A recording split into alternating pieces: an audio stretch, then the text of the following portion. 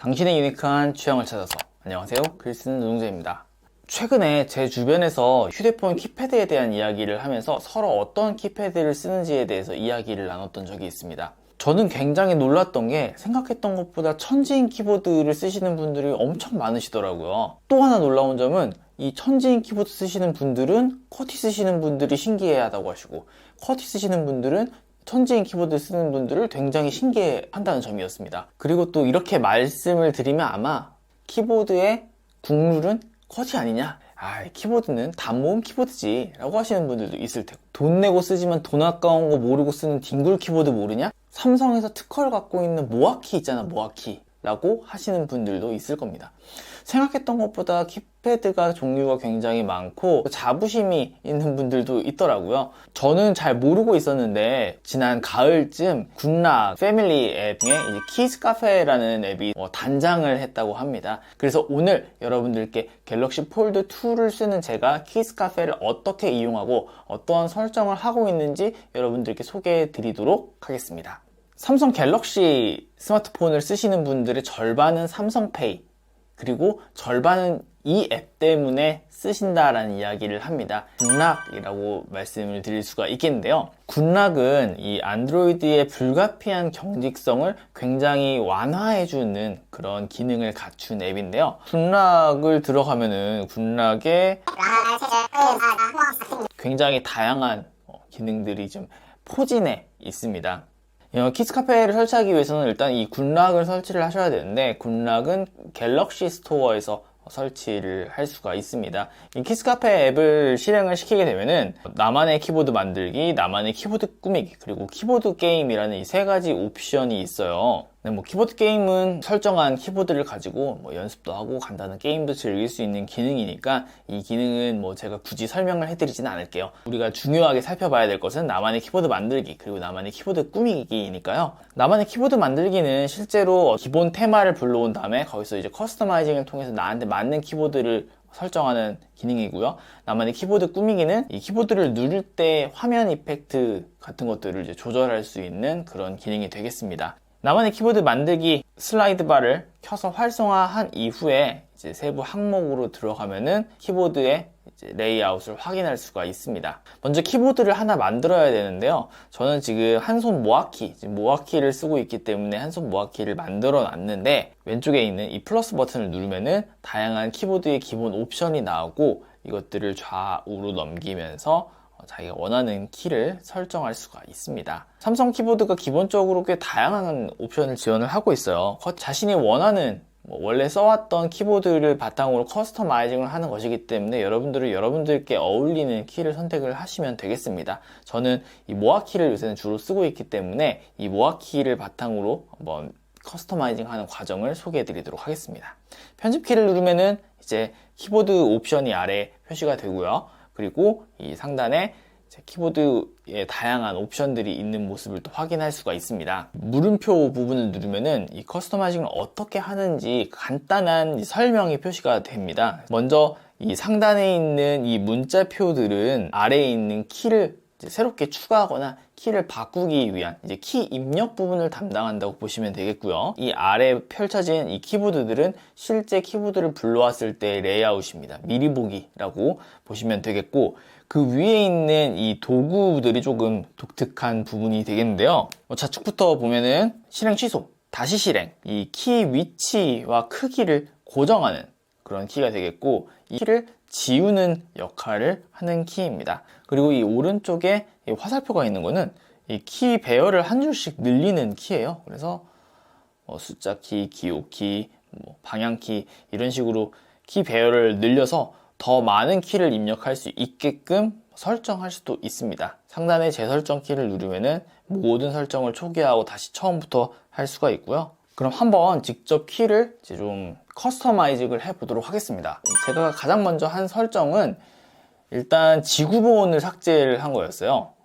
이 지구본을 누르고 이 오른쪽에 휴지통을 누르면 키를 삭제할 수가 있는데, 이거를 왜 지워버렸냐면은 저는 삼성 키보드에서 스페이스바를 이렇게 드래그하면서 한영을 전환할 수 있는 기능을 설정을 활성화해 놨거든요. 그래서 한영 버튼이 이렇게 별로 필요가 없었고요. 한 손으로 입력을 할 거라고 저는 가정을 했기 때문에 한 손으로 갈 수 있는 범위를 좀 설정을 해줬습니다. 실제 키의 크기와 높이 그리고 배열들을 조절할 수 있는데 이것들을 조절해줘서 키의 크기를 바꿔줬습니다. 저는 이 좌우에 있는 특수문자 키를 조금씩 키워줌으로써 이 가운데 있는 글자 키를 조금 이렇게 가운데로 몰아주는 작업을 했어요. 자, 이거 어떻게 하냐면은 처음에 이 물결 키를 누르고 이 너비 부분을 드래그 하면은 이런 식으로 키를 자유롭게 조절할 수가 있습니다. 드래그를 해버리면은 세밀한 조절이 좀 어렵거든요. 그럴 때는 이렇게 플러스 마이너스를 한 번씩 눌러만 줘도 조금씩 이 크기가 바뀌는 것을 확인할 수가 있습니다. 한 3번쯤 눌러주고 이 하단에도 3번쯤 눌러주고 이렇게 키 하나하나를 설정하기 조금 복잡해요. 그래서 이 키를 길게 누르면은 이런 식으로 여러 키를 동시에 눌러줄 수가 있습니다. 그래서 이렇게 눌러준 다음 플러스를 짜짜짜 하고 3번 눌러주면은 너비를 늘림으로써 이 가운데 글씨를 좀 가운데로 몰아주는 그런 역할을 하게 됐죠. 자, 오른쪽도 마찬가지로 눌러서 이 너비를 조금 키워줬습니다. 그런데 보시면은 이 오른쪽에 키가 커지면서 자연스럽게 이 왼쪽에 아까 키워놨던 키가 조금씩 줄어드는 모습을 확인할 수가 있어요. 이 키보드의 전체적인 이 레이아웃을 보호하기 위해서 기본적으로 설정이 된 부분인데요. 크기를 설정을 마친 키들은 여기 있는 자물쇠 버튼을 눌러서 잠가주면은 이제 다른 부분을 조절해도 이 부분의 크기가 이제 바뀌지 않게 됩니다. 그래서 이렇게 잠가준 이후에 키를 설정을 하게 되면은 이렇게 이 옆에는 크기가 바뀌지 않고 이 오른쪽에 너비는 늘어나면서 이 가운데에 있는 글자판이 가운데로 모이는 효과를 확인하실 수 있습니다. 그 다음에 이 백스페이스가 조금은 더 컸으면 해서 이 부분도 조금 키워서 이 전체적인 이 레이아웃 규격을 맞춰줬습니다. 모아키에서는 사실 높이를 크게 조절할 필요는 없는 것 같아요. 그 다음에 이제 자주 쓰는 특문 키를 조금 넣어줬는데요. 이 비읍을 눌렀을 때 비읍 위에 숫자 1이 적혀 있죠. 이거는 이 비읍을 길게 눌렀을 때 숫자 1을 입력할 수 있다는 소리입니다. 그런데 뭐 쌍비읍, 쌍지읒, 쌍디귿 이 된소리 부분에는 위에 아무것도 없고요. 이런 부분들을 그냥 버리기는 조금 아깝잖아요. 그래서 이 부분들에는 특수 키를 입력을 해줄 텐데요. 많이 쓰시는 특수 입력키는 이 별표에 있습니다. 그래서 이 별표에서 뭐 이를테면 쌍기역 이 상단에는 제가 괄호 열기를 입력을 해주고 쌍시옷에는 괄호 닫기를 입력을 해줬습니다. 물론 지금 저는 그냥 많이 쓰는 특수 문자들을 보여드렸는데 뭐 이렇게 이모지도 입력을 할 수가 있어요. 저장을 할 때는 이 오른쪽에 이 체크 무늬를 통해서 저장을 할 거고요. 저장은 테스트라고 저장을 했습니다. 그럼 이제 테스트라고 표시가 되죠. 이제 이 상태에서 키보드를 불러오면은 아까 봤던 이제 이 테스트 키가 그대로 불러오는 모습을 확인할 수가 있습니다. 이렇게 글씨 위에 이모지를 넣은 것도 이런 식으로 바로바로 입력할 수가 있죠. 이렇게 느낌으로 커스터마이징 한 거랑 실제로 입력을 했을 때 커스터마이징은 조금 다른 느낌일 수가 있어요. 메모 앱을 바로바로 켜보시면서 실제로 또 입력을 해보시고 만약에 입력했을 때 어떤 부분에 반복적인 오타가 발생한다 그러면은 그 부분을 조금 더 이렇게 조율을 해주면서 이 키 배열을 설정할 수가 있습니다. 이제 설정한 이 테스트는 파일로 저장을 눌러서 이제 뭐 키카페 테스트 뭐 이런 식으로 저장을 해서 이제 저장할 수가 있고 이렇게 저장한 키보드를 이렇게 불러올 수도 있습니다. 저는 현재 제 나름의 방식대로 이제 한손 모아키를 조금 커스터마이징을 했는데요. 이 파일은 제가 설명에 업로드를 해 둘 테니까요. 이거 받으셔서 또 각자가 원하는 방식으로 조금씩 이제 수정을 하시면 되겠습니다. 자, 다음은 이렇게 화면을 연 다음에 다시 한번 키스카페를 통해서 키보드를 설정해 볼 차례입니다. 폴드를 쓰시는 분들은 아시겠지만 이 키보드가 이 전면을 썼을 때랑 그다음에 화면을 펼쳤을 때 두 키보드를 서로 다르게 설정할 수가 있습니다. 키스카페에서도 역시 이 두 키보드를 다르게 설정을 할 수가 있는데요. 이 폴드를 펼친 다음에 키를 입력할 때는 거의 양손을 다 쓰기 때문에 분할 키보드 옵션을 활성화해서 주로 쓰게 됩니다. 가운데 부분에 이 여백이 생기고 이 키를 입력할 수가 있게 되는데요. 일반 키보드를 분할 키보드로 썼을 때랑 단모음 키보드를 분할 키보드로 썼을 때랑 또 느낌이 굉장히 많이 달라지거든요. 보시는 바와 같이 이 오른쪽이 굉장히 텅 비죠? 그래서 글씨를 입력할 때도 이 오른손이 자유롭게 움직이지 못하고 이 부분에서만 계속 왔다 갔다 하다 보니까 손가락을 이런 식으로 바닥에 붙여서 입력을 하게 되고, 그렇게 하다 보면은 이 엄지손가락에 피로가 굉장히 많이 쌓이게 돼요. 그래서 키보드를 입력할 때 그렇게 좋은 방식은 아니라는 그런 생각이 듭니다. 그래서 이 부분의 크기를 좀 키워야지 제대로 키보드를 활용할 수 있겠다라는 그런 생각이 듭니다. 분할형 키보드의 크기를 조절할 수 있는 방법도 있습니다. 크기와 투명도를 통해서 이런 식으로 크기를 더 키울 수가 있고요. 그리고 전체적인 키를 이렇게 움직일 수도 있습니다. 위아래로 자유롭게 조절할 수 있고, 이런 식으로 입력하게 되면은 아까보단 여백이 좀 많이 줄었죠? 하지만 이제는 이 왼쪽 부분이 전체적으로 넓어지게 되면서 이 왼쪽의 손가락이 더 많은 공간을 움직이게 돼서 이 또한 그렇게 편한 방식이라고 보기는 좀 어렵다. 그래서 이 키스카페를 통해서 이 양손 키보드, 이 단모음 키보드를 이제 커스터마이징 하는 방법을 좀 소개를 해드릴까 합니다. 마찬가지로 플러스를 눌러서 이제 원하는 키보드를 찾으면 되겠고요. 단모음 키보드를 누르고 이제 편집 버튼을 누르겠습니다. 분할 키보드가 아니라 이제 일반적인 하나로 합쳐진 키보드의 레이아웃이 나오는데요. 이 양손 키보드를 설정할 때 핵심은 분할 키보드 옵션을 켜지 않고 일반 키보드 옵션을 켰을 때 분할 키보드와 똑같은 레이아웃을 만든다는 점에 있습니다. 그러니까 다시 말해서 지금 이렇게 심플 키보드 레이아웃이 나와 있는데 억지로 이 키와 키 사이의 간격을 벌려줘서 마치 분할 키보드인 것 같은 레이아웃을 만들게 한다는 소리죠. 그렇게 하면은 훨씬 더 자연스러운 형태의 키보드 레이아웃을 만들 수가 있습니다. 양손 키보드를 만들 때도 사실 크게 달라지는 점은 없습니다. 먼저 저는 이 지구본 키 삭제해 줬고요. 모음과 자음을 분리를 해줬는데요. 이 모음과 자음을 분리하기 위해서는 이제 앞서 살펴봤던 이 키보드의 너비나 높이를 조절하는 옵션이 아니라 이제 여백을 조절하는 옵션을 적극적으로 활용할 예정입니다. 모음과 자음 경계 부분을 먼저 선택을 해주고요.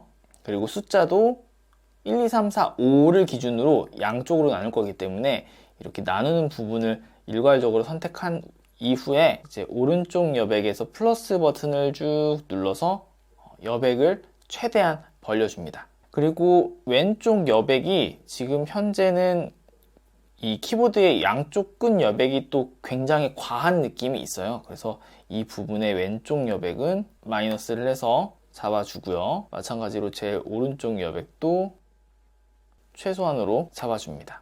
그러면은 이렇게 오른쪽 이 자음과 모음 사이에 이 키 배열을 조금 더 넓게 할 수 있는 여지가 생겨요. 최대한 넓혀준 다음에는 키 크기를 조금씩 줄여줄 필요가 있겠죠. 너비를 전체적으로 작게 잡아주고요. 이 키가 너무 다닥다닥 붙어 있다는 생각이 들면은 우선은 키의 크기를 맞추는 걸 조금 더 생각을 해 주시는 게 좋을 것 같아요.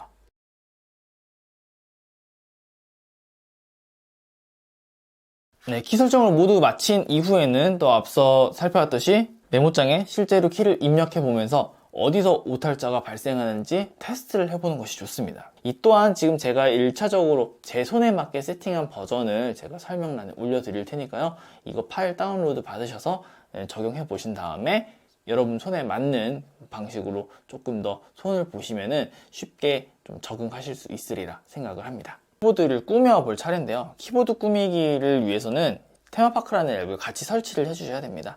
이걸 설치를 하시면은 이제 키보드를 이런 식으로 색상을 일단 조절을 할 수가 있고요.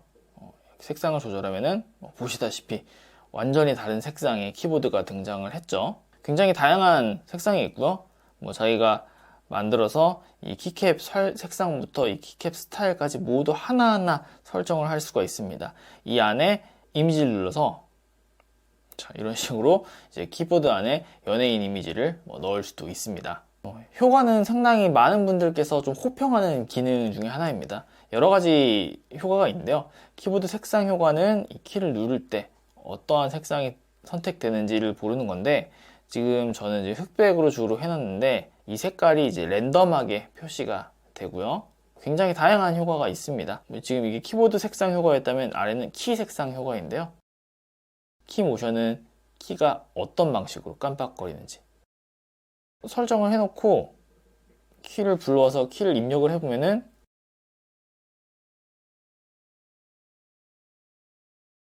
약간 좀 리듬 게임을 하는 그런 느낌이 든다고 해야 되나요? 저는 사실 조금 정신 사나워서 저는 이 기능을 활용하고 있지는 않고 있어요. 이 소리도 설정을 할 수가 있는데요.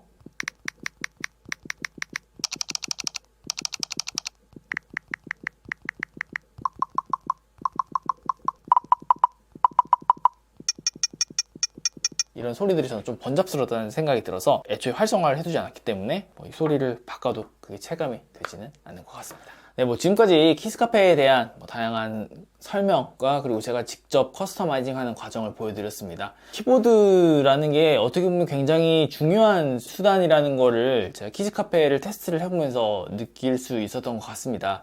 편하게 입력한다는 게 꽤 이 스마트폰을 쓰는데 사용성을 많이 구분짓게 하는 그런 요인이 될 수 있겠다는 생각이 들었고요. 좀 재미있게 세팅했고, 그리고 이게 좀 정착된 다음에는 확실히 오탈자의 비율이 줄어서 뭔가 작업을 할 때 좀 손쉽게 작업할 수 있게 되었습니다. 갤럭시를 쓰시는 분들이라면 키스카페 꼭 써보시길 바라겠고요. 갤럭시 폴드를 쓰시는 분들이라면 더더욱 키스카페를 한번 써보셔서 자신에게 맞는 키보드를 적용해서 활용해 보셨으면 좋겠습니다. 그럼 지금까지 글 쓰는 노동자였습니다. 영상을 재밌게 보셨다면 좋아요와 구독 부탁드립니다. 여러분들의 좋아요와 구독이 제가 새로운 아이템을 발견하고 이를 통해 다양한 영상을 만드는데 많은 동기부여가 됩니다. 알람 설정도 잊지 마세요. 감사합니다.